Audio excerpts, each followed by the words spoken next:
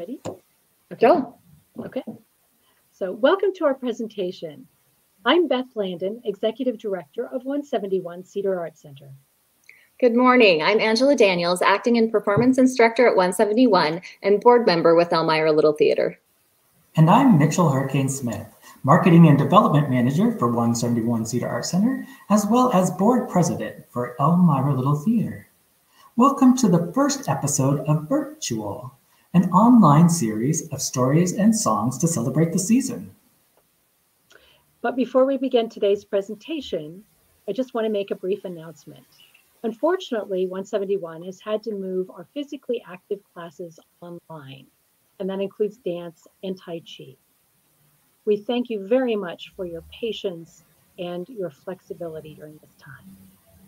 We are still hoping to be able to provide our drama families with a live, although socially distanced performance next weekend. But please do keep an eye on your email in case something changes. Now, I'm excited that 171 and ELT are partnering once again to provide our community with a little respite and joy with our inaugural presentation of VirtYule. Today's show includes stories from Meghan OToole and Gail Lewis, as well as Oh Holy Night, sung by our very own Mitchell Hurricane Smith. That's me. Accompanied by Nolan DeSanto. And I would like to thank Christa Perz for providing this week's testimonial for Elmira Little Theatre. She, like many of our other volunteers, can't wait to get back on stage and perform for you IRL real soon. And now, without further ado, we'd like to bring you Meghan OToole with Winter is Here. Please enjoy the show.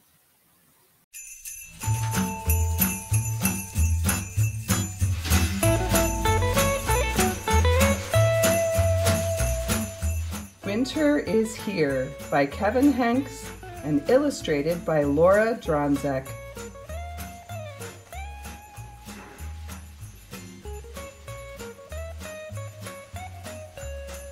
Hi everyone, I'm Meghan and this is Winter is Here.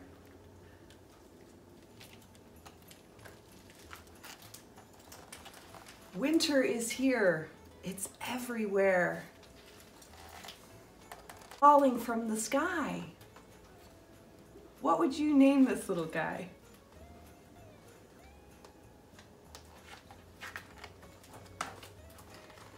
And winter is sitting on the houses and dripping from the roof.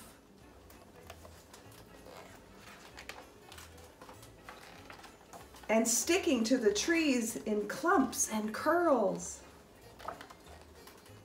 You guys see all the little creatures there? Can you find the white kitty cat?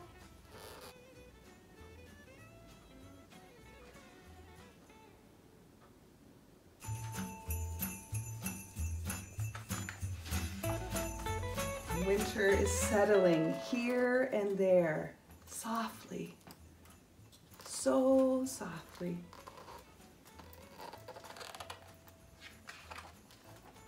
But winter can be hard too. Ice covers the pond. The leaves underneath are like stars in glass.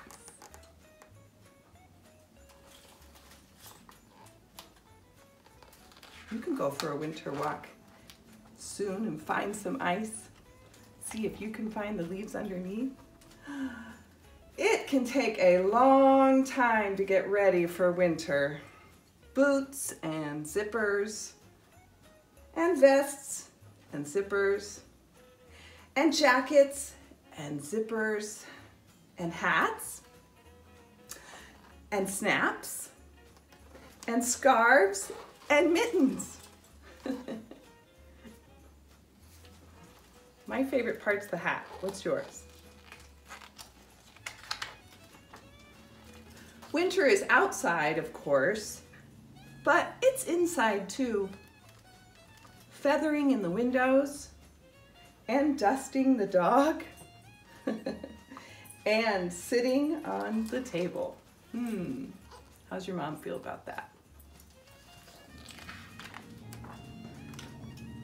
Winter comes without a sound, and it comes with many What's that sound down here? What's the snowplow sound make? The wind howls in every language, and the windows rattle. Winter is white and gray. But with the dark of night, winter is blue. Blue, blue, deep, deep blue. And even colder. Winter comes, and then it stays.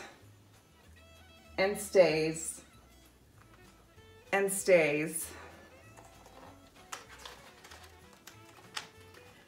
And when it's time to leave, winter shrinks away a bit by bit. It slows down, getting smaller, drying up, slipping down the street and around the corner, peeking back, then moving on, out into the world, into the air, into what comes next? Spring! We're just at the beginning of winter, so it's gonna be a while putting on all those zippers and mittens and hats and coats and boots. But I hope you get outside and enjoy while winter is here.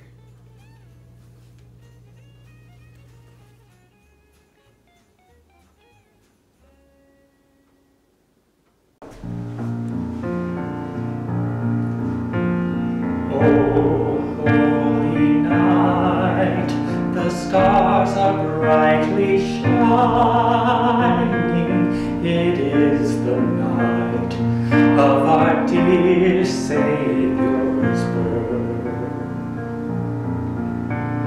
Long lay the world in sin and error pining, till he appeared and my soul felt its worth. A thrill of hope, a weary world rejoices when yonder breaks a new and glorious morn. Fall on your knees, oh, hear the angels' voices, oh, night divine, oh, night when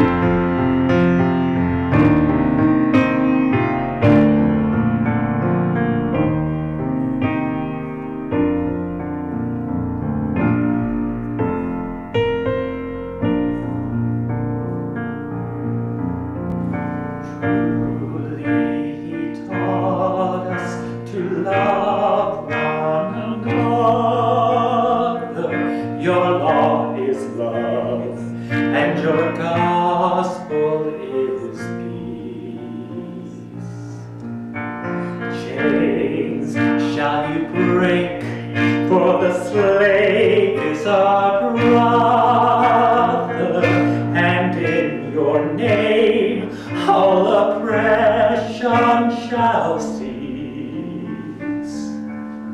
Sweet hymns of joy, let grateful chorus praise thee. With all within us, praise your lovely name. You know our need, to our weakness you're no stranger. Your power and glory ever proclaim. Your power and glory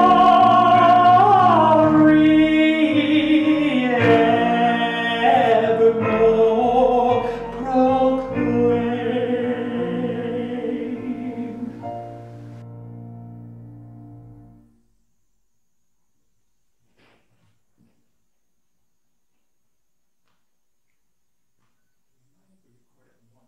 Yep.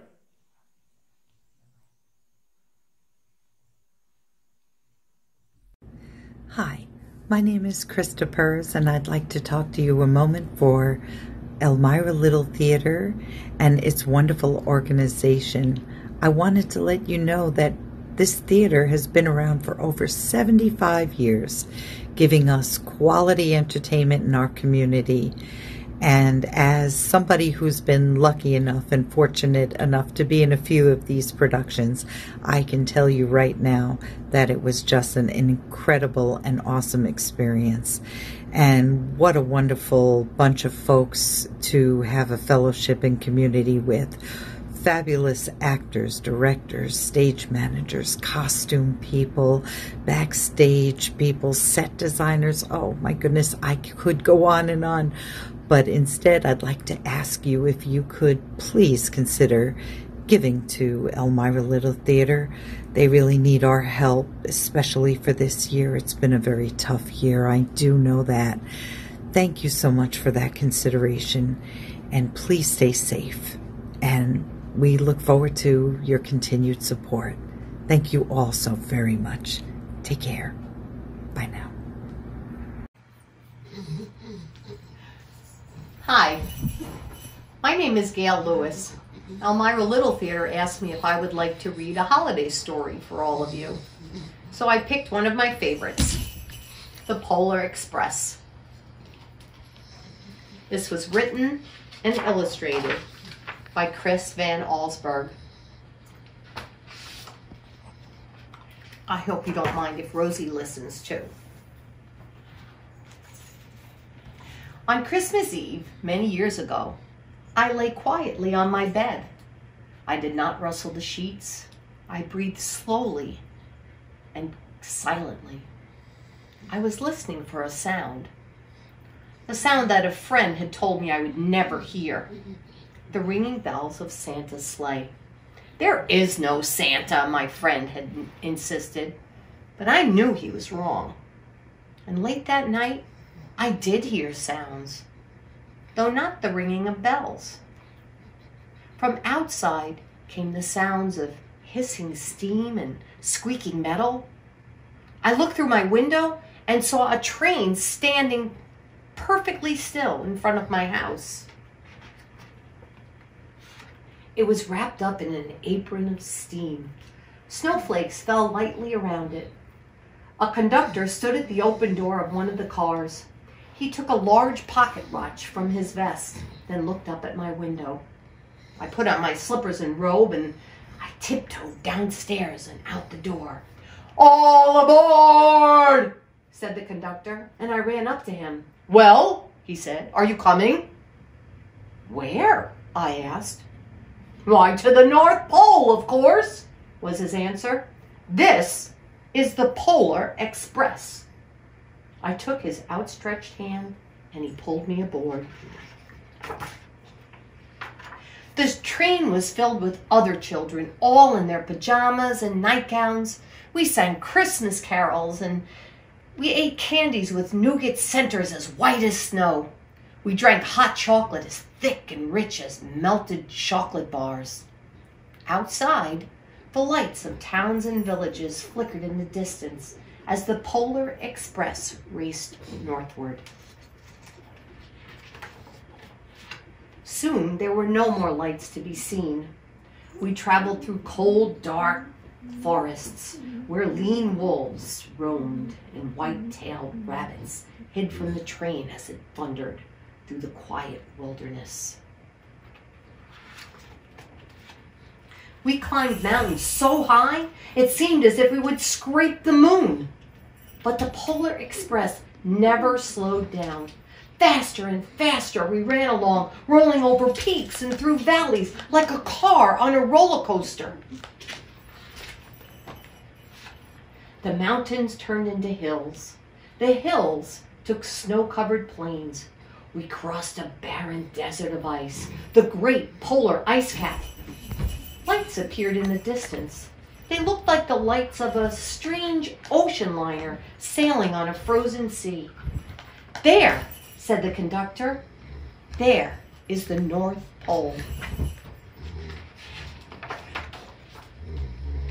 The North Pole. It was a huge city, standing alone at the top of the world, filled with factories where every Christmas toy was made. At first, we saw no elves. "They are gathering at the center of the city," the conductor said. "That is where Santa will give the first gift of Christmas." "Who receives the first gift?" we all asked. The conductor answered, "He will choose one of you." "Look," shouted one of the children, "the elves!" And outside we saw hundreds of elves. As our train grew closer to the center of the North Pole, we slowed to a crawl. So crowded were the streets with Santa's helpers.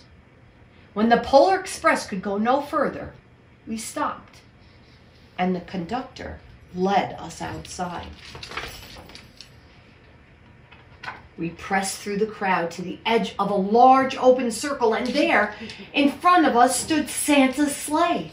The reindeer were excited. They pranced and paced, ringing the silver bells that hung from their harnesses. It was a magical sound, like nothing I'd ever heard. Across the circle, the elves moved apart, and Santa Claus appeared. The elves cheered wildly. He marched over to us and he pointed to me. And he said, "Let's have this fellow here." He jumped into his sleigh and the conductor handed me up. I sat on Santa's knee and he asked, "Now what would you like for Christmas?"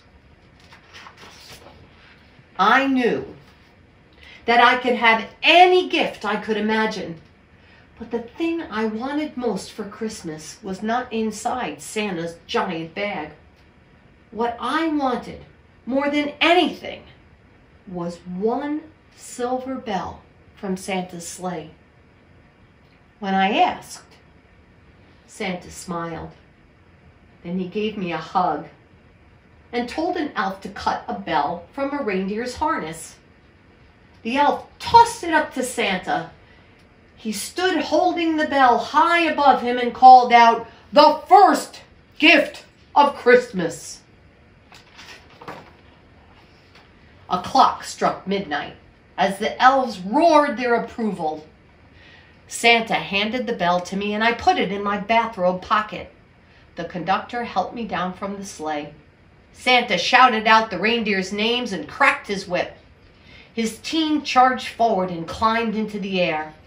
Santa circled once above us and disappeared in the cold, dark polar sky. As soon as we got back inside the Polar Express, the other children asked to see the bell. I reached into my pocket, but the only thing I felt was a hole. I had lost the silver bell from Santa's sleigh.